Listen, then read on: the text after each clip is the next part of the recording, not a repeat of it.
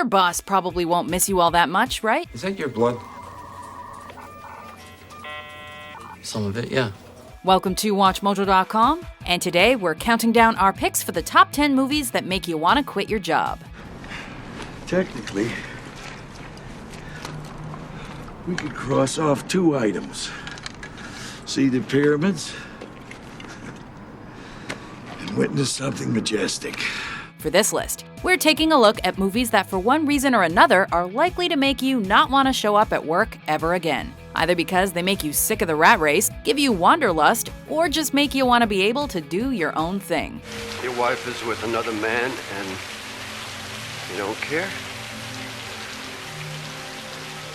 Nope.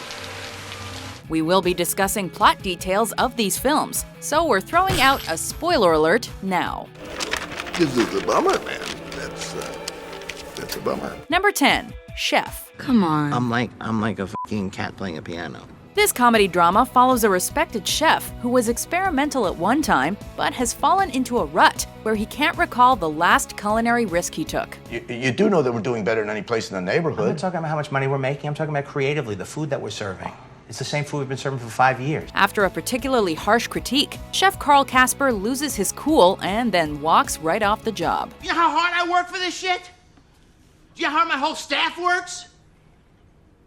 What sacrifices I make to make you happy, and then you just smugly just f***ing shit on my shit? He then buys a food truck, travels the country with his neglected son, and rediscovers his passion. Figure we go to South Beach and shake out the truck a little bit, get the menu straight.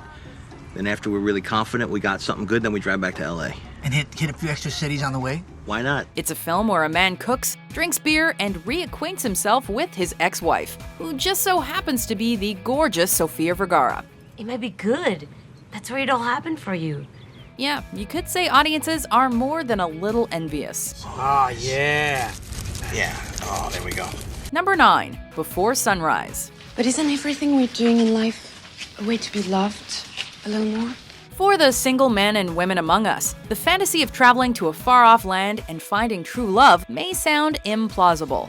However, Before Sunrise paints a great picture of it. You know, it's funny. People always talk about how love is this totally unselfish, giving thing. But if you think about it, you know, there's nothing more selfish. When a couple of beautiful people meet in Budapest, they walk and talk endlessly all the way to Vienna and throughout the city as well. I met a guy on the train and I got off with him in Vienna. We're still there. A case study on co-star chemistry, this romantic drama has an intoxicating feel that could easily inspire you to drop everything and travel the world.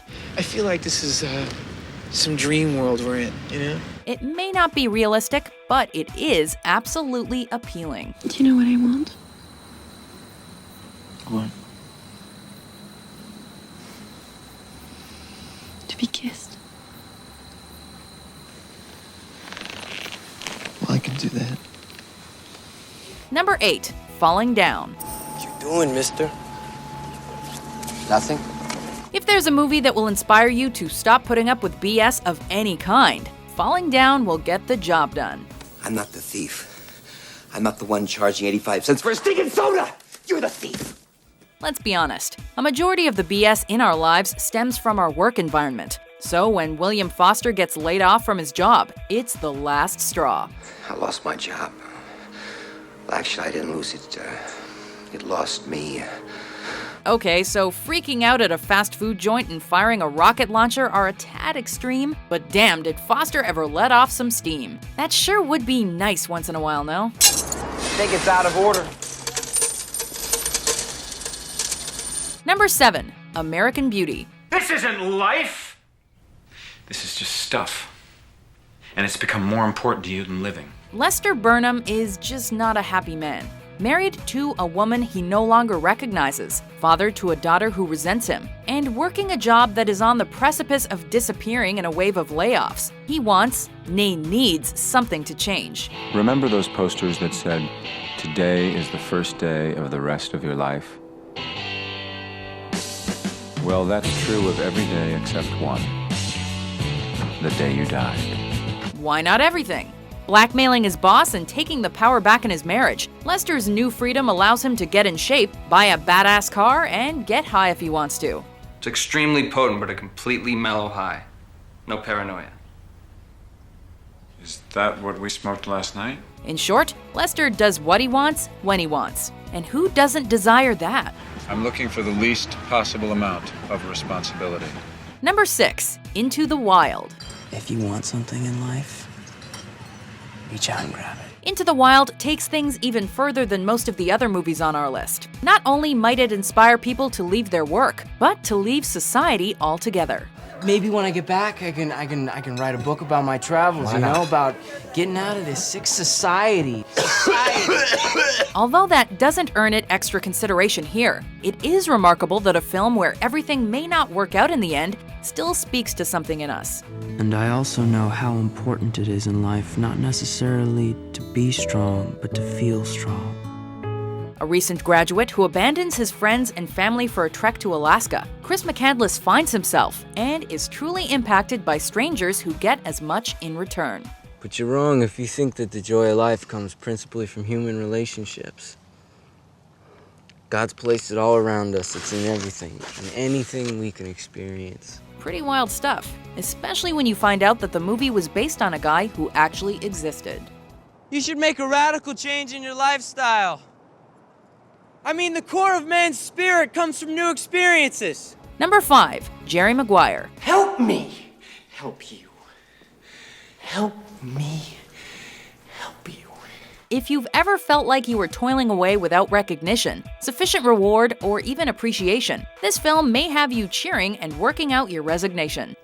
If anybody else wants to come with me, this moment will be the moment of something real and fun and inspiring in this God-forsaken business, and we will do it together.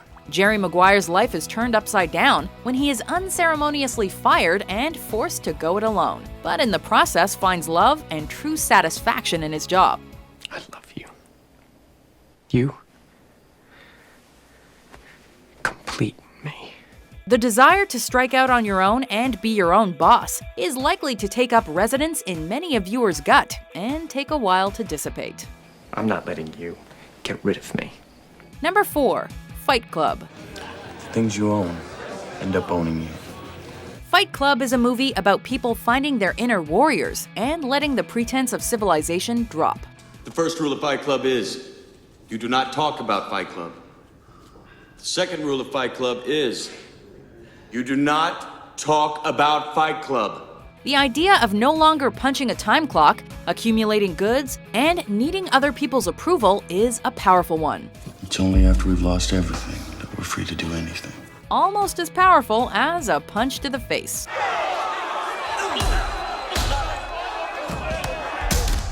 On top of all that, who didn't want to either be or be with Tyler Durden when this film ended? You need me. No, I don't. I really don't anymore. You created me. I didn't create some loser alter ego to make myself feel better.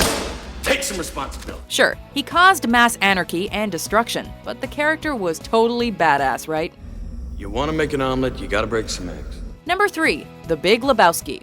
But sometimes there's a man. Sometimes there's a man. The dude has become a cult figure like no other since this film was released, and for good reason. See what happens, Lebowski?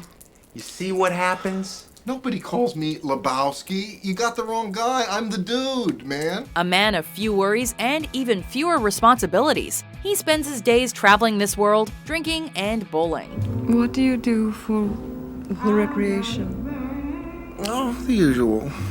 Bowl, drive around, the occasional acid flashback. All he wants is that rug that really tied the room together. Yeah, man, it really tied the room together. When the credits roll, we're left reflecting on that work project we need to complete or the shift we really don't want to show up for, yearning for the dude's lifestyle.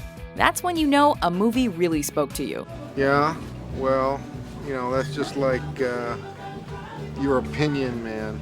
Number 2, The Secret Life of Walter Mitty. Todd, I'm gonna keep this short. I have to make oxygen choices. When his job is on the line, Walter Mitty must either take a risk or be fired by his douchebag of a boss. Oh, hey, welcome. Wait, I'm sorry, not welcome, not an employee. Thus, our title character sets out on the adventure he's always aspired to take. Okay, well, I haven't really been anywhere noteworthy or mentionable. Gaining confidence and a bevy of life experience, Walter ends the film as a man without a job. And I get it, you got your marching orders and you have to do what you have to do. But you don't have to be such a dick. Put that on a plaque and hang it at your next job. He doesn't need it anymore, though. He can finally make his fantasies a reality and get the girl of his dreams. God, you're noteworthy. I just live by the ABCs. Adventurous, brave, creative. Before we reveal our top pick, here are some honorable mentions. Maybe my life hasn't been so chaotic. It's just the world that is, and the only real trap is getting attached to any of it. I still believe in paradise. But now at least I know it's not some place you can look for. Because it's not where you go. It's how you feel for a moment in your life when you're a part of something. I want all of you to get up out of your chairs.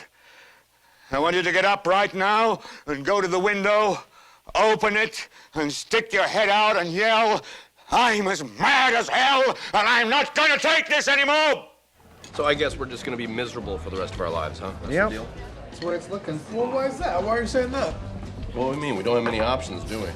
Think about it. We can quit our jobs and turn to Kenny, or keep our jobs and just become spineless losers that end up spending their entire day dreaming of ways to kill their bosses. Life moves pretty fast. If you don't stop and look around once in a while, you could miss it. Number 1, Office Space. So, Peter, what's happening? If there is a more hilariously infuriating boss in all of movie history than Bill Lumbergh, we sure can't think of one. Oh, and I almost forgot. I'm also gonna need you to go ahead and come in on Sunday, too, okay? We lost some people this week, and we need to sort of play catch-up. Thanks. Peter Gibbons is a man working in an office cubicle located near a woman with an annoyingly cheerful voice. Corporate accounts payable, Nina speaking. Just a moment. Upon realizing that every day is the worst of his life, he utterly stops caring and actually smiles. One of you's gonna be crumb snatching, coochie eating pranksters. When he finds satisfaction after he stops showing up to work, we can't help but wonder why we put ourselves through such crap. Human beings were not meant to sit in little cubicles staring at computer screens all day, filling out useless forms and listening to 8 different bosses drone on about mission statements. You know what? Screw it. End the video. We quit.